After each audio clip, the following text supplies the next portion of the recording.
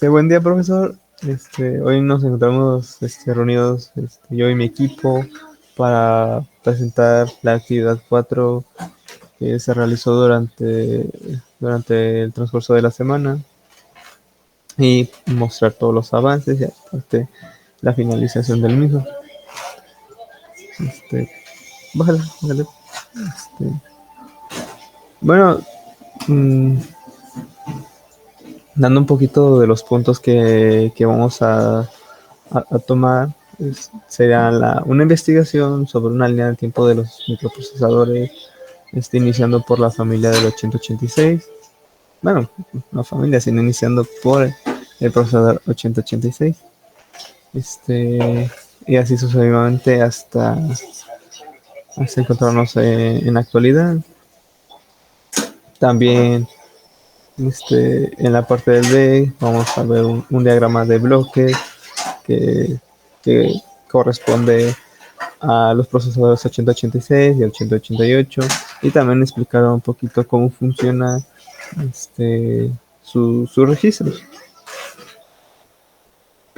En la C se presentaron una serie de preguntas. También uno de mis compañeros va a explicar cada uno, bueno, uno un punto y otro punto, o como ellos se pueden desglosar.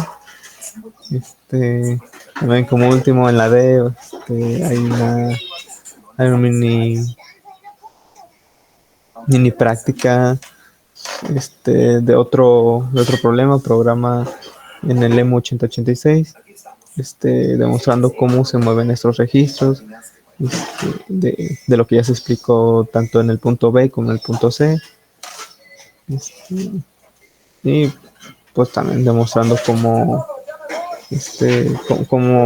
ocurren estos cambios de registros en la X, DX, X, DX y demás registros, banderas y demás. Sigamos. Bien, comenzando con la línea del tiempo, pues el primer procesador fue el 8086, presentando algunas características base como su velocidad de reloj, la arquitectura que manejaba en ese tiempo, el postdatos, dirección, la unidad de coma flotante, también una cola de instrucciones, pues lo demás.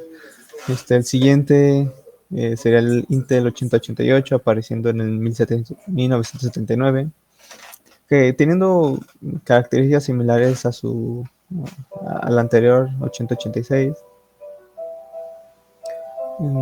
Sí, de hecho creo que casi tendrá similitudes, nada más variando un poquito la frecuencia de la velocidad de reloj.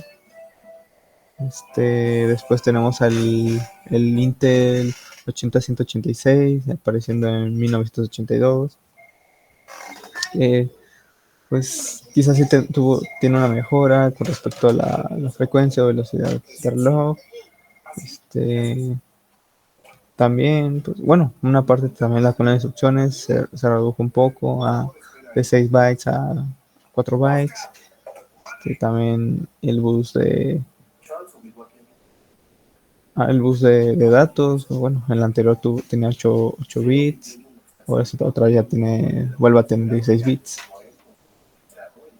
El siguiente, si le puedes bajar, por favor. El siguiente microprocesador es el Intel 80-286, apareciendo también en 1982. Que implementaba unas mejoras que podemos ver hasta el final, que es modo protegido, modo real, multitarea. También tiene un poquito igual velocidad de reloj y el bus de direcciones aumentando a 24 bits. Después tenemos al Intel 80-386 apareciendo en 1985, que ya tiene una frecuencia variable entre 16 a 33 MHz, una arquitectura de 32 bits. Y también pues aumentando algunos buses en cuestión de bits. También pues tenemos tamaños de registro aumentados, mejoras en respecto a memoria paginada, multiprocesamiento y también apareciendo la memoria virtual.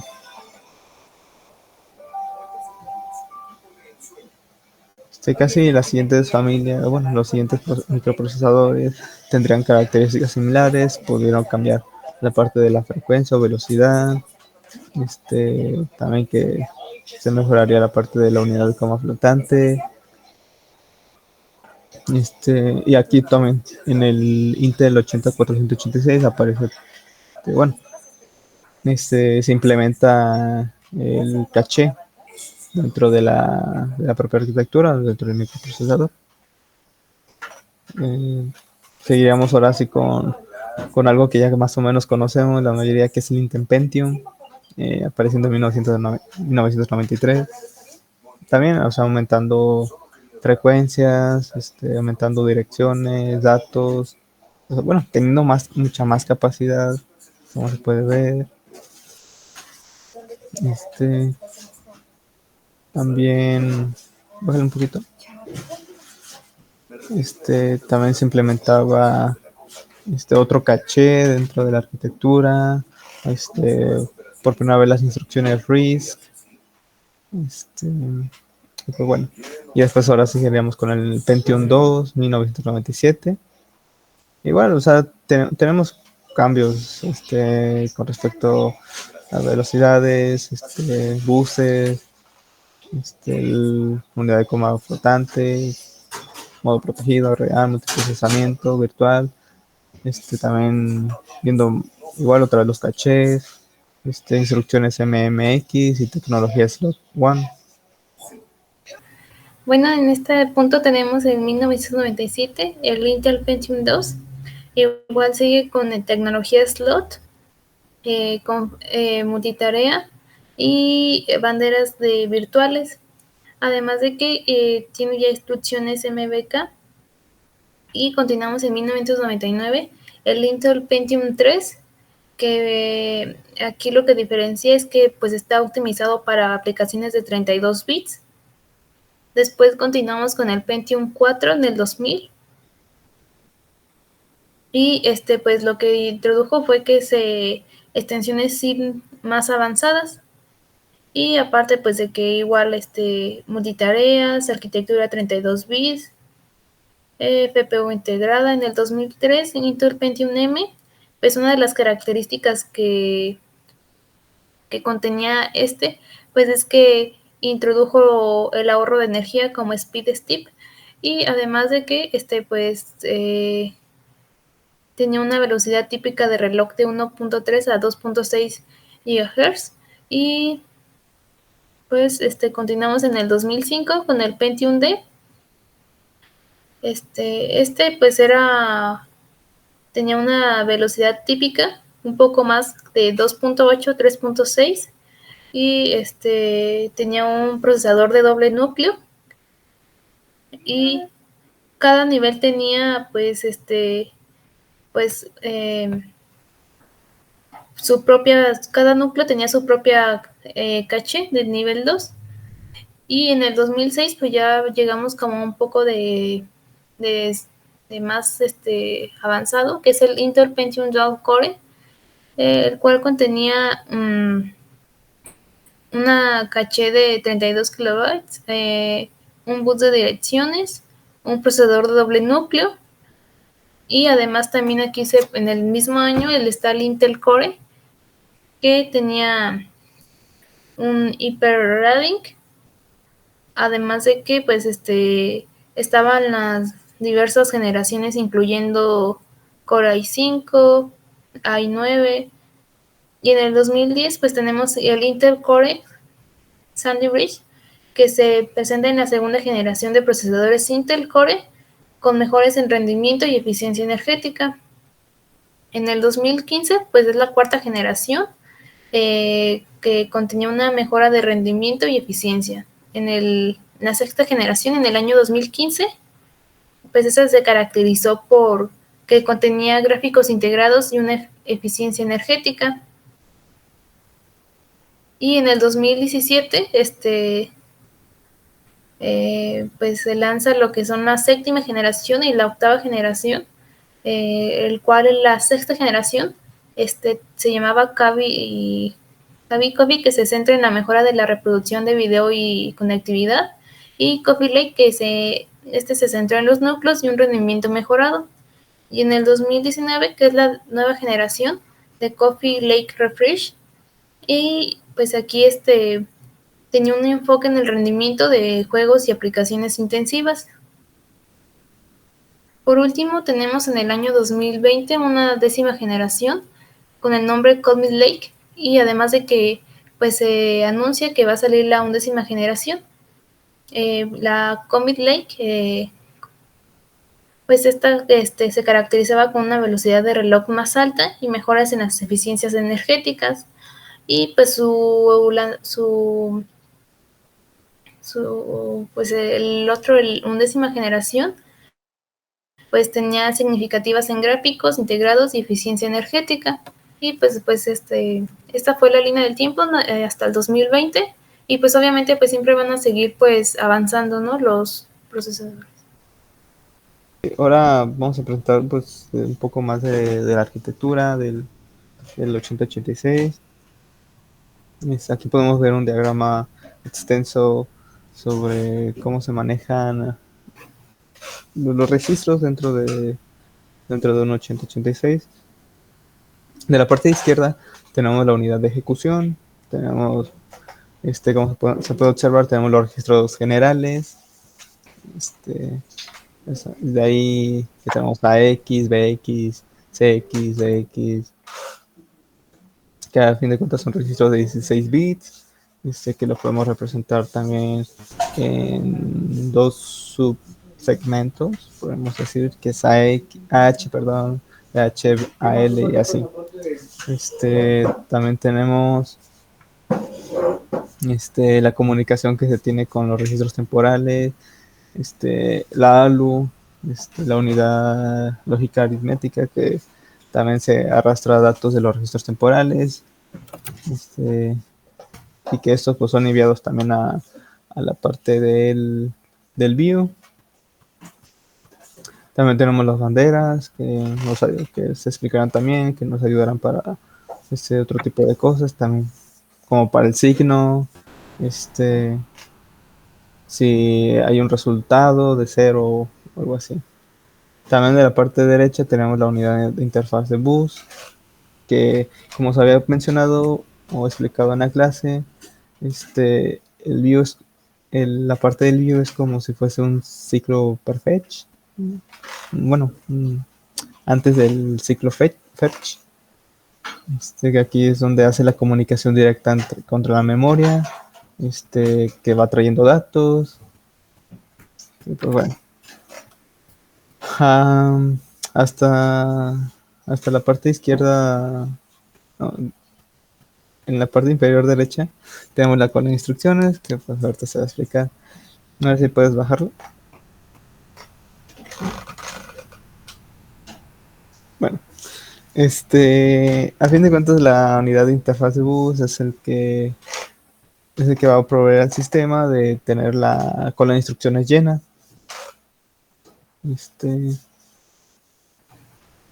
Y también pues generar y aceptar señales de control, proveer al sistema de direcciones de memoria y número de puertos. Además, pues que es, como dije anteriormente, es el mediador entre la unidad de ejecución y la memoria. Y pues la unidad de ejecución, por su principal función es ejecutar cada una de las instrucciones en la cola de instrucciones. Que también, pues como se ve, tiene la unidad aritmética lógica. Y pues bueno, ahora se le puede bajar. Bájale. Hasta ahí. Ya, te pasaste. No, sube un poquito. Ándale, ahí, déjale.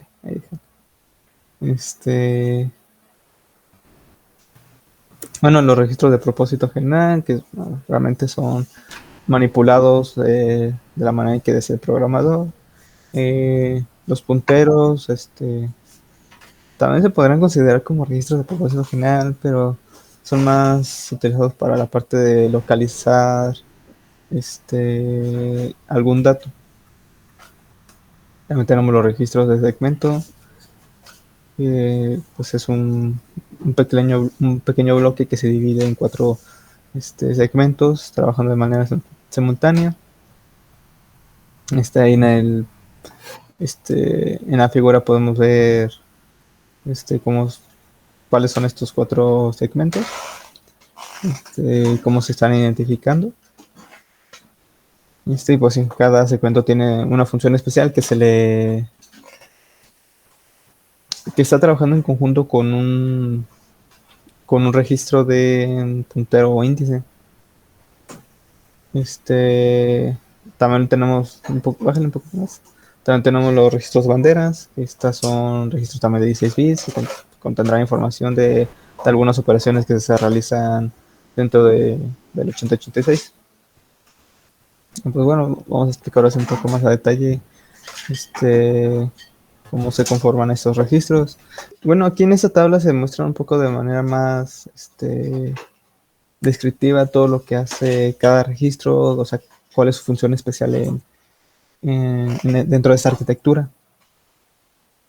Tenemos los registros de propósito general explicados un poquito a mi interpretación. Puede que me haya fallado algo, pero bueno. A fin de cuentas, esto también se va a desglosar más en el siguiente tema, que son las preguntas, que son los registros, para qué funcionan, ejemplos y así. Bájale un poquillo más. Bájale, gracias. Entonces también pues tendremos los registros punteros, qué significa cada término, qué es lo que va a hacer, los registros de segmentos, los registros de banderas.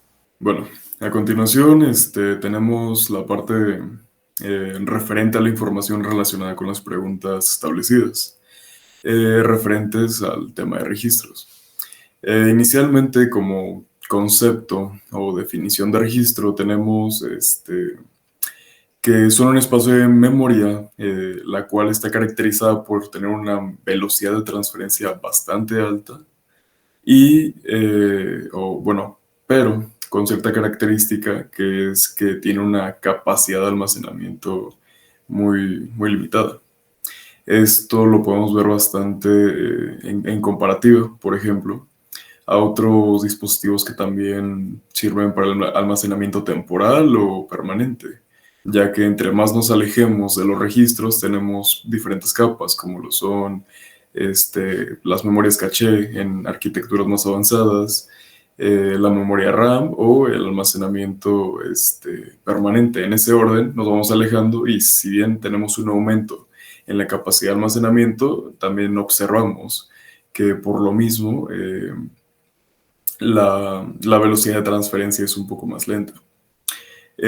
Añadido a esto, tenemos que podemos encontrar registros de 8 bits como de 16 bits, aunque igual en arquitecturas más avanzadas vemos algunas extensiones para tener inclusive registros con 32 o más bits. Y bueno, pasando a la parte de las características, iniciamos con el tamaño y la cantidad, que pues obviamente dependiendo de la arquitectura en la que nos encontremos, la cantidad de registros que tengamos, así como el tipo de cada uno de ellos, pues puede variar un poco. Asimismo, como vimos anteriormente, su tamaño más usual en las arquitecturas que estamos manejando es de 8 bits y de 16 bits. Esto significando que podremos almacenar valores máximos de 2 a la 8 y 2 a la 16 combinaciones, pues respectivamente. Igual como se mencionó anteriormente, en el caso de la velocidad, pues podemos observar que es mucho mayor a otros dispositivos como los que ya se comentaron, la caché, la RAM o el almacenamiento permanente, cada uno en una escala jerárquica distinta. Bueno, pasando a la parte del almacenamiento, pues tenemos que usualmente dentro de los registros almacenamos valores numéricos, direcciones de memoria o demás información, la cual puede depender del tipo de registro del que esté trabajando, pero siempre recordando que a manera más primitiva, por así decirlo, siempre está manejando con información a nivel de ceros y unos. Bueno, en la parte de las operaciones, pues como vimos un poco de manera introductoria anteriormente, tenemos registros de propósito general, registros de propósito específico, entre muchas subclasificaciones que podemos encontrar.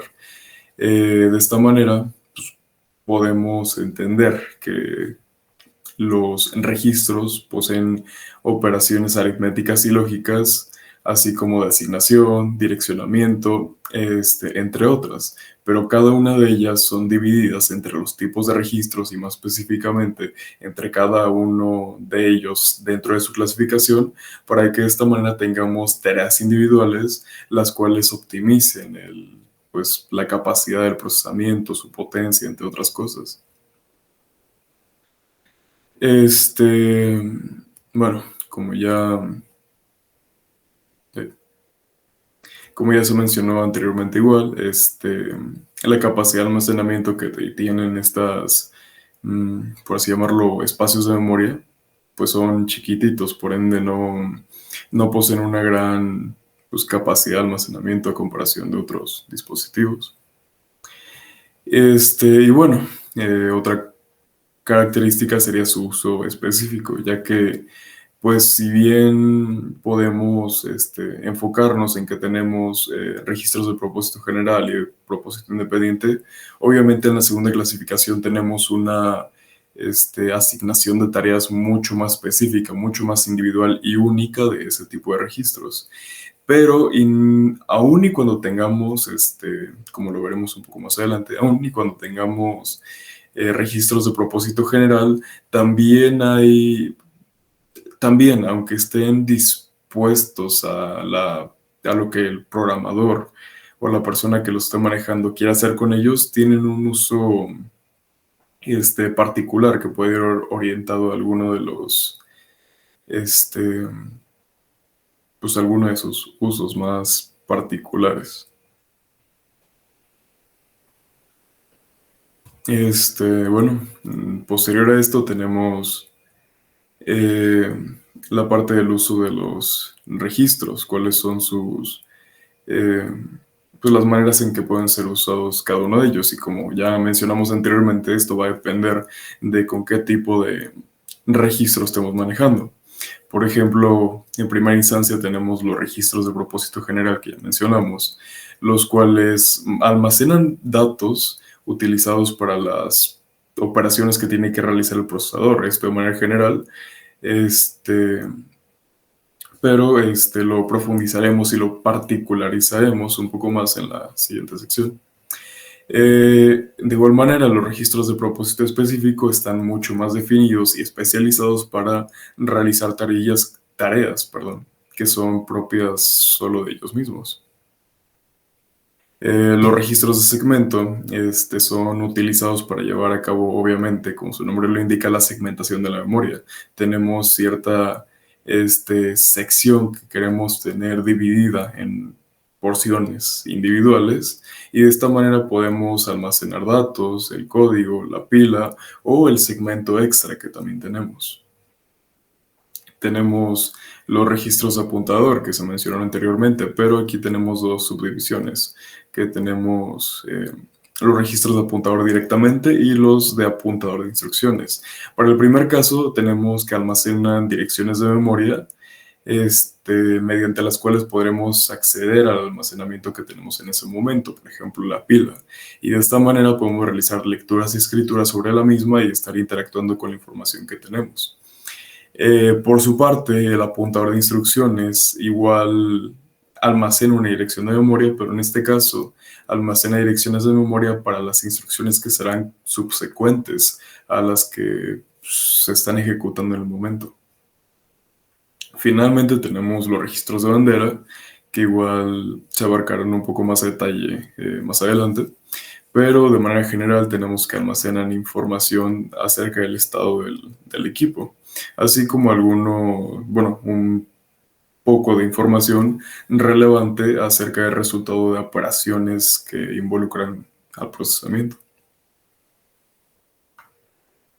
Y bueno, ya particularizando un poco más en la parte de los registros de propósito general, pues bueno, tenemos lo que ya se mencionó, son registros en los cuales se almacena la información para llevar a cabo las operaciones lógicas y aritméticas, los cuales son usualmente de 16 bits, al menos en las arquitecturas que estamos manejando.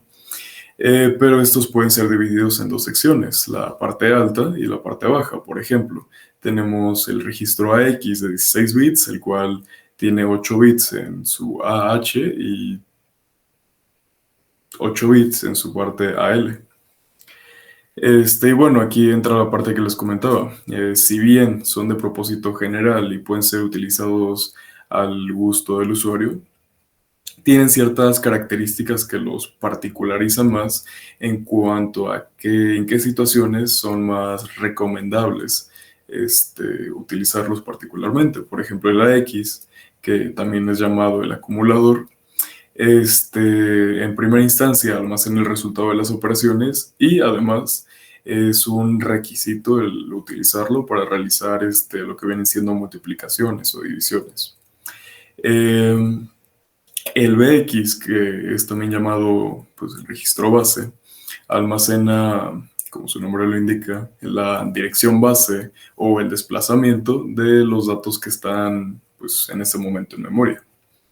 El CX, también llamado contador, que lo podemos ver como algo bastante similar a cuando tenemos una bastante utilizada y famosa en los ciclos, es empleado para realizar el conteo en ciertas instrucciones que requieren reiteración, como pueden ser corrimientos o rotaciones.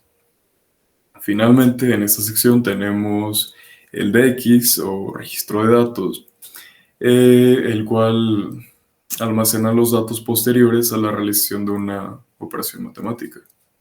Pasando a la siguiente sección, tenemos los registros de propósito específico, los cuales, como ya vimos, sí están mucho más destinados a tener una tarea única y que pues, son realizables por ellos mismos, ¿no?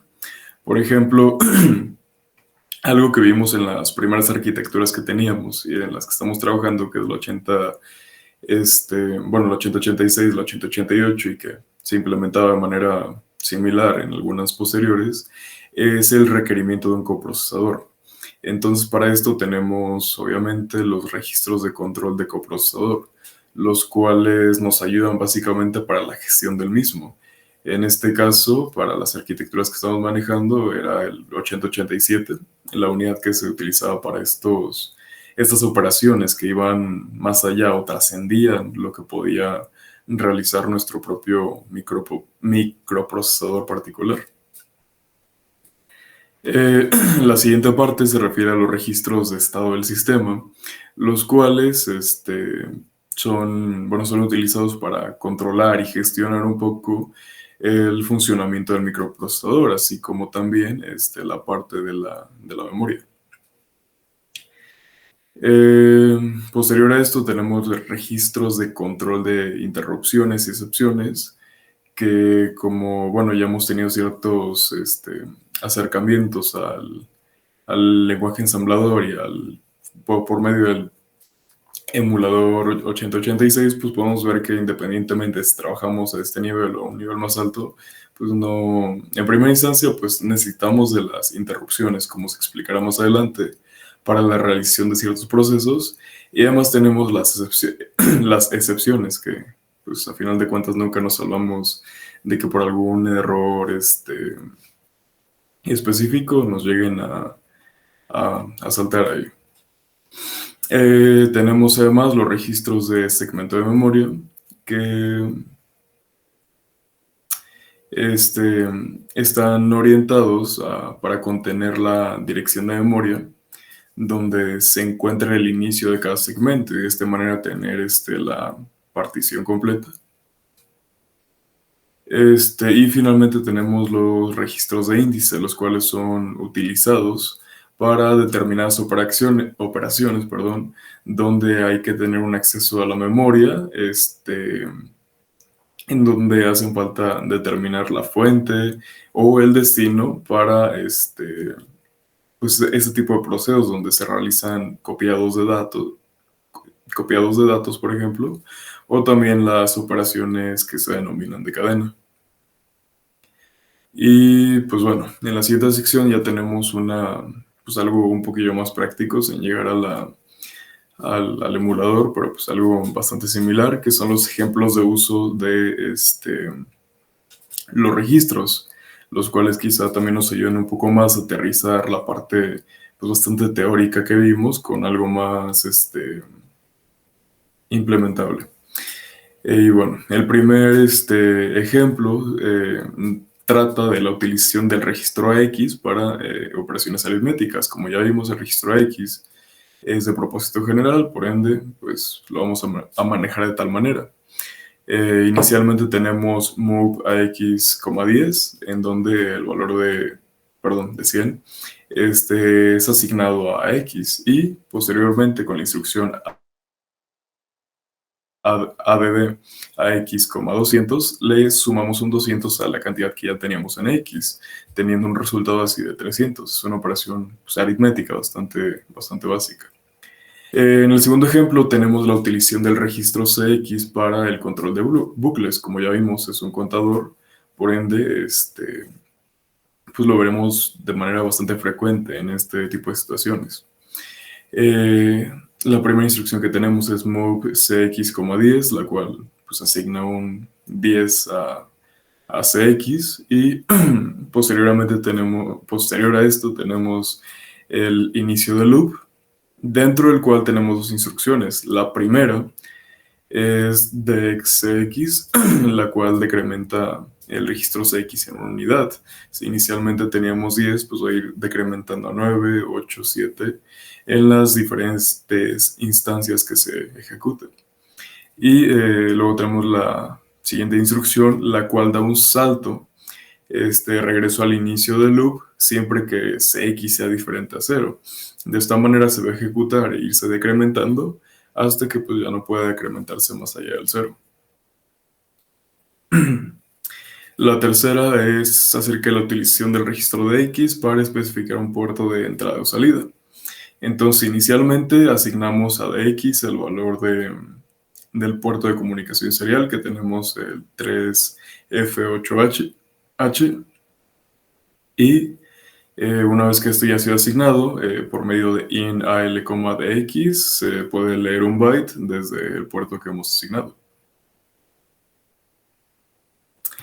Dentro de nuestro ejemplo 4 es el uso del registro SP, pues en operaciones que van relacionadas a la pila.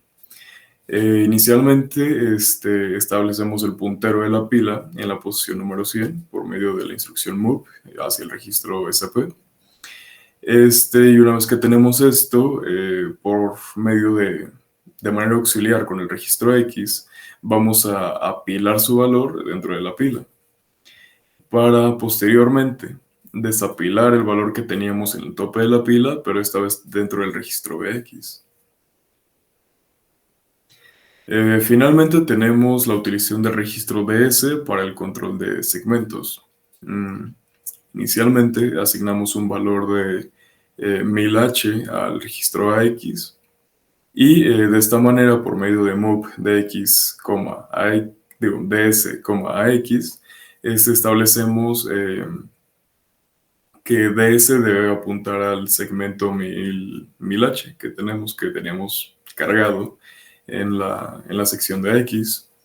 Y finalmente tenemos la carga de el valor de la dirección a la cual apunta BX hacia pues, el registro AL. Bueno, los registros de banderas es un registro de 16 bits en los cuales se ocupan los bits del 0 al 11, pero dentro de estos, los bits 0, 2, 4, 6, 7 y 11 son operaciones dentro del programa, mientras que los bits del 8 al 10 son indicadores de control el número 1 está ocupado por un 1, el 3 por un 0 y el 5 por un 0. Y el resto están vacíos, no se usan. Como en el bit número 0 encontramos el carry flag, en el cual nos indica si hubo un acarreo de operaciones aritméticas. El parity flag es encontrado en el bit número 2. Nos indica si el resultado de una operación fue par o impar. Si vale 1, significa que el resultado fue par, y 0 en caso contrario. AF, el auxiliary carry flag, vale un 1 si hubo un arrastre de nibble. Esto es un arrastre similar al carry flag, pero en un registro mayor. El 0 flag indica si el resultado de una operación fue 0. El sync flag indica si hubo un resultado negativo o no, siendo 1 para negativo y 0 para positivo, es decir, no hubo cambio de signo. Trap flag TF vale 1 si se habilitó el modo paso a paso. Este es un modo de depuración para poder ver lo que se desarrolla en el programa.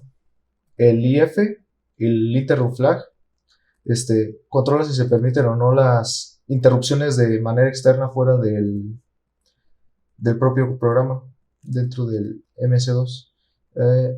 El DF, el direction flag, controla la dirección en la que se incrementa o decrementa el puntero en una cadena de caracteres, es decir, de izquierda a derecha o de derecha a izquierda. En 1 será autodecremento y en 0 será normalmente, que es autoincremento. En overflow flag nos indica simplemente si ha ocurrido algún desbordamiento o no dentro de una operación aritmética. Como ejemplo de usos de estas banderas, podemos tener un control de instrucción condicional, es decir, dentro de la arquitectura del 8086, hay una instrucción en la cual es YZ, la cual nos permite evaluar si la bandera 0 cambió cambió positivo o negativo, es decir, dio 1 o 0.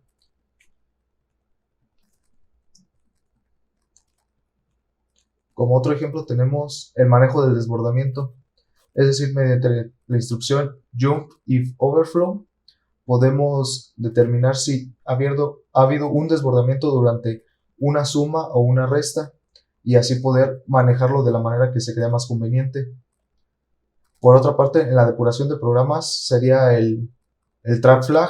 Dentro del M8086 hay un par de botones en los cuales podemos dar paso a paso o dar un paso hacia atrás.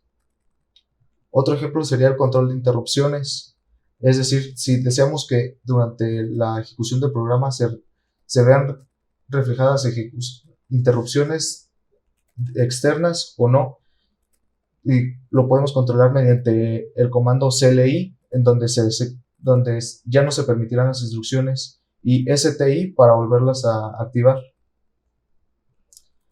Como último ejemplo de uso de las banderas, podemos verificar si un número es positivo o negativo mediante el sync flag. Esta nos indica, podemos manejarlo con un JS jump if sync, que nos indicará si el valor es 1 o 0. Y tratarlo de la manera correspondiente el resultado. Las interrupciones en una arquitectura de computadoras son eventos que ocurren de manera repentina y que requieren la atención inmediata de la CPU. Estos se producen ya sea por hardware o software que necesitan ser atendidos por correcciones que necesitan realizar. ¿Cómo funcionan las interrupciones? Principalmente se genera la interrupción que manda la señal a la CPU. Como segundo paso, se guarda el estado actual, es decir, lo que esté lo que esté realizando la CPU en ese momento. Como tercer paso, se hace un salto a la rutina de manejo, esto en una tabla de vectores en la cual indica qué solución tendrá algún problema que se haya presentado. Como cuarto sería el procesamiento de la interrupción, es decir, con la rutina de manejo que se obtuvo, se procesa la interrupción para solucionarla de manera correcta. La restauración de estado, cuando el procesamiento de la interrupción finalizó, la restauración del estado se lleva a cabo, es decir, se recupera lo que anteriormente se guardó en la CPU. Reanudación de la ejecución. Una vez que se reanude el estado, pues el programa tiene que continuar su ejecución. Y como un punto adicional sería la priorización y encadenamiento. Esto quiere decir que la priorización se llevará a cabo cuando haya varias interrupciones al mismo tiempo para determinar qué interrupción debe ser atendida con mayor antelación. ¿Qué relación tienen las interrupciones y los registros? Pues las interrupciones, para poder funcionar, necesitan hacer uso de registros para poder guardar los estados actuales y poder cargarlos nuevamente. Por ejemplo, tenemos el guardado del contexto, que es cuando se produce la interrupción y se guarda precisamente el estado actual de la CPU para posteriormente poderlo cargar. La ejecución del manejo de interrupciones se usan registros específicos para poder manejar las interrupciones de manera correcta, es decir, extraer las instrucciones de cómo se debe de manejar la interrupción. Por otro lado, tenemos los vectores de interrupción, que es precisamente la tabla de interrupciones en donde se define qué interrupción y cómo se debe manejar cada una. Y las máscaras de interrupción y prioridades, que los registros también nos ayudan a determinar qué prioridad tiene cada interrupción y poderla manejar así de manera correcta. Ejemplos de las interrupciones y registros de cómo trabajan en conjunto sería la interrupción de temporizador, time interrupt, la cual actúa cuando dentro del procesador hay una instrucción que se debe ejecutar cada cierto tiempo. El registro guarda qué se debe de hacer cuando termine este tiempo y en dado caso volver a iniciar para poder realizar este proceso nuevamente. La interrupción de teclado, el keyboard interrupt, es básicamente cada que se usan datos de entrada-salida para la computadora. Los registros guardan la interrupción que se realizó para posteriormente poder procesarla en el menor tiempo posible. Luego, la interrupción de división por cero sería una interrupción en la cual hubo un error en la que se intentó dividir por cero algún número y los registros guardan el estado actual para no perder, y después y posteriormente tratar la interrupción y volver al estado antes de que se produciera la interrupción causante por la división entre cero. Bueno, en este caso vamos a presentar un pequeño programa para mostrar la importancia de los registros en el EMU 8086. Bueno, pues básicamente aquí viene una pequeña introducción de cómo están compuestos de cómo se dividen los registros. Está lo que es la view y la EU, y pues esto se divide en trozos de 64 kilobytes y que reciben el nombre de segmentos. Pues el objetivo es crear un programa en el lenguaje ensamblador 8086 para comprender la importancia de los registros y pues la importancia, ¿no?, de qué es un registro, qué son las banderas, cuántos registros hay, y en la parte de abajo nos encontramos más abajo pues los requisitos básicos, que pues es entender el funcionamiento de los registros, comprender el concepto de ensamblador y contar con el emulador. En este caso vamos a utilizar M186.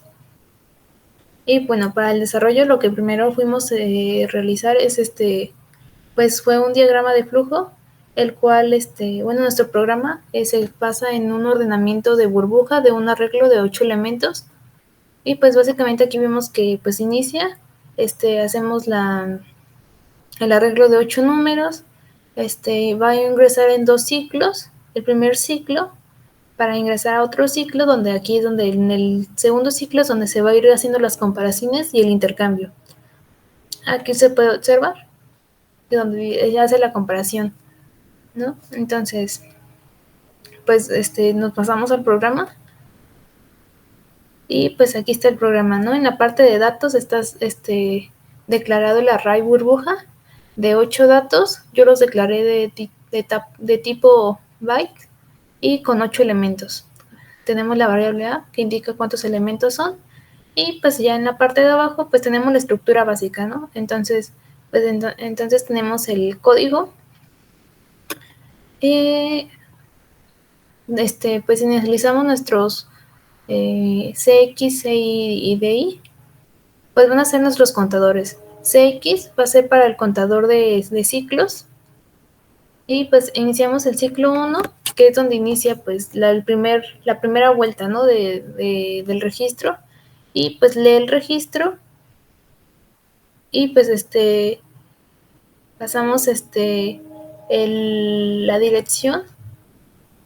Y una vez que está pues, ya en el arreglo, se pasa al ciclo 2, incrementa la dirección, que es uno de nuestros contadores, que es el registro de I. Y pues este registro del CI lo pasamos a L y hacemos una comparación que sería del primer arreglo y del segundo arreglo, perdón, del primer elemento y del segundo elemento. Y hacemos una comparación. Si es mayor, el segundo elemento hace el intercambio, se salta a la etiqueta intercambio y si nos fijamos estamos utilizando el segmento X para hacer el intercambio de alto y bajo, porque igual estamos utilizando bytes. Entonces pues podemos utilizar pues esto, ¿no? Para hacer el intercambio. Y si no, pues en el caso de que pues no tiene que hacer ningún intercambio, pues simplemente incrementa, ¿no? Para pasar al siguiente número y hacer la comparación con los otros dos. Y una vez que termina toda la vuelta, pues se vuelve a repetir. Y se repite 7 veces. La comparación en el ciclo 2 se repite 7 veces las comparaciones y en el ciclo 1 pues 7 vueltas. Entonces vamos a ver cómo funciona.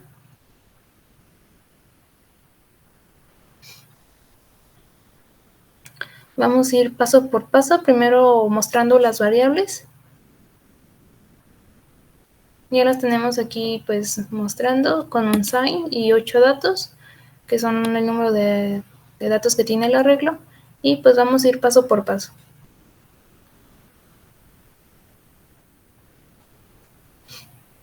Bueno, aquí CX, vamos a ver cómo el registro CX se le agrega 7, se asigna 7. Ahí tenemos 7. El registro CI y DI, pues realmente no cambia porque van a ser 0, simplemente es inicialización. Y pues empezamos, ¿no? El ciclo 1. Empezamos con push CX, que es para empezar. Leemos el arreglo. Y lo movemos CI a DI. Continuamos, incrementamos DI. Aquí igual se va viendo en los registros qué número va teniendo. Y pues AL va a tener el número que va a ser la parte abajo de AX, el número de CI. Continuamos. Ahí se ve, ¿no? Cómo cambia. Compara el primer dígito que sería 15 y 12. Entonces, pues hace el cambio. Siguiente. Dale, siguiente. Ahí va a ser el intercambio. Utilizamos a X y a L y a H. Y ahí se ve el cambio. Y así lo hace sucesivamente hasta terminar. Como vemos, vuelve a repetir 7 veces. Y pues ya está el arreglo ordenado. Y pues este sería una de las importancias de los registros, ¿no? O sea, de tanto contadores, de uso general, y pues obviamente faltó pues representar pues las de bandera, pero pues es un pequeño programa de por qué es importante.